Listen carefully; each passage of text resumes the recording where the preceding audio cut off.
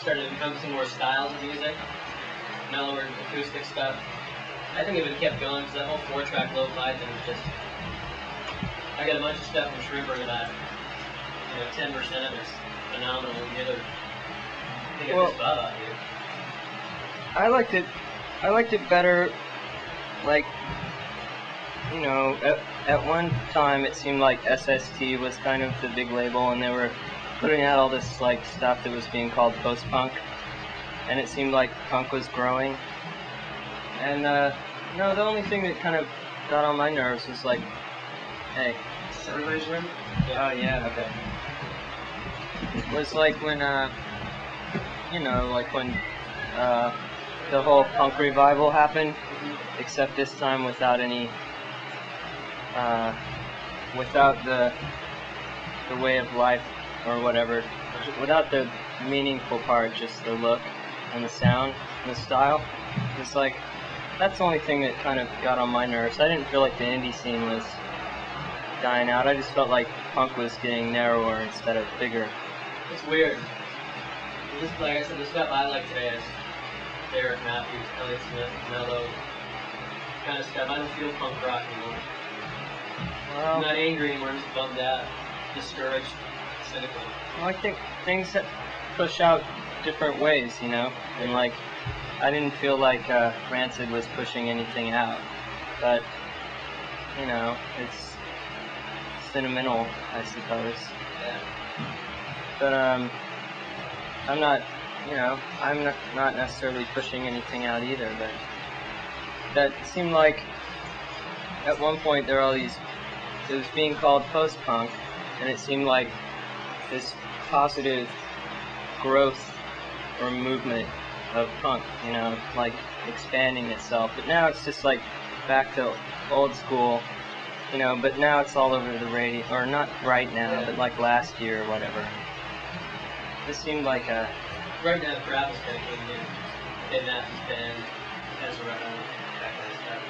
Yeah, but there's always some good stuff on the radio. Yeah. There's like Sebadoh has that song on the radio now, and yeah.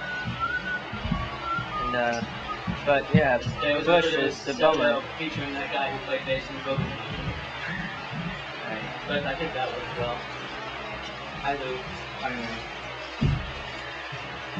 What other stuff are you listening to right now? What's going on? Other Portland stuff.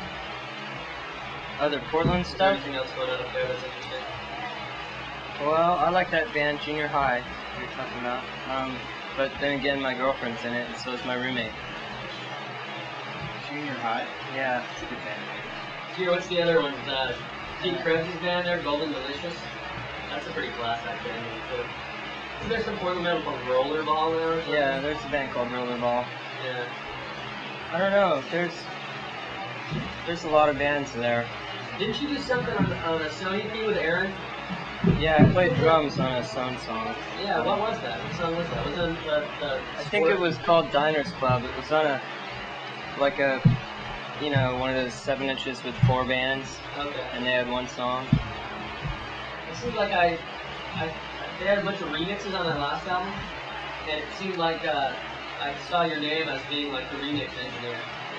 I just kind of pictured you doing turntables. I don't know. I mean, Maybe it just said thanks to Elliott. I was over at Aaron's house recording a song one time, and he played me some stuff, and we sort of started helping each other out. So now we kind of like, on occasion, we'll help each other do stuff. So. You kind of like Doug Marshall's stuff? Yeah, actually, yeah. I totally forgot when you asked me what I was listening to. Yeah. I got a copy of. It's gonna be things. I got a copy of the new Built to Spill record. Brand new? Yeah. Is it out yet? Or? No. How is And it? it's great. What's the person out? Really good. You know who else is playing? Is Ralph Scott- playing on it? No. I don't think so. Scott Pluff from who used to be in the Spinades. And Probably what's his name from Caustic? Brent? yeah, I think that guy. Brent, yeah. But yeah, it's like, it sounds like album of the year to me.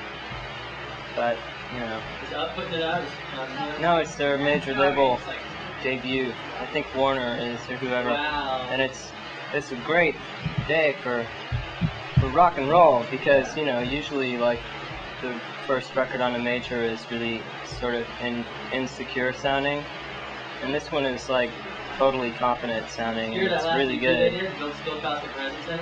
I heard part of it, yeah. Just like the first song's like just epic, and every time he sings, you're just like, what? He sounds like your best friend when he sings. This record has some of the saddest songs I've heard in a long time on it. They're really good. Great. When you were doing were you always kind of known like up in Portland as the fresh guy? The what? The first show I saw you, what's his name? The drummer guy who works down at Ozone was yelling and he'll put the raps on your thing. Oh yeah. And at the last show, me and a couple of my buddies were yelling at that. How did that go? That just private in joke? Oh, put the raps on it? On the aggressive songs? Oh, there was this friend of mine, Eric, who said that one time. That's Eric. Not about my songs. The drummer guy? Yeah, the drummer guy. From Star Power? Yeah. Yeah, he was just like, he walked into the bar and gave me a hug or something. No, it was just like sometime when I saw him, you know. Didn't have anything to do with music or anything. Right. But then we just would say that to each other. That's become kind of just saying between our friends, because I've taped a bunch of, you know, what, two shows now. Everyone has the tapes. It's kind of cool. Yeah, I work for Old Navy, which is that little clothing store owned by the Gap. And everyone, it's good for me because I tend to just hang out by myself with that small little clique. So you know, everyone gets interested whenever everyone's interested. I'll make tapes for people like Phil Still, Elliott Smith, some of your stuff with Heatmiser, some Hazel, some Vaughn, and people like it. Like nice, clean-cut girls with drag Jeep Cherokee that just drawing and Jessica. Crazy about Elliott Smith and Phil Still. That's it. So if it was on the radio, it probably would reach more people, and it would sell more records. I don't think it's ever going to be on the radio. I could see it though. I mean, I don't know, man. I think if you did an album by yourself with drums, it kind of had more of an up-tempo, or maybe the Heatmiser. Right when you're determined it won't, and just not wanting it to. Yeah, Plus, this will be a lot of exposure to a group of people who will probably like it. I mean, most people that I know that were at that show you did in Mary Lou at the Congo, we went to see Elliott Smith. Oh yeah. Well, I don't know. I'm happiest when I don't think about those things. But yeah. Cool. You know, I should probably do a soundcheck.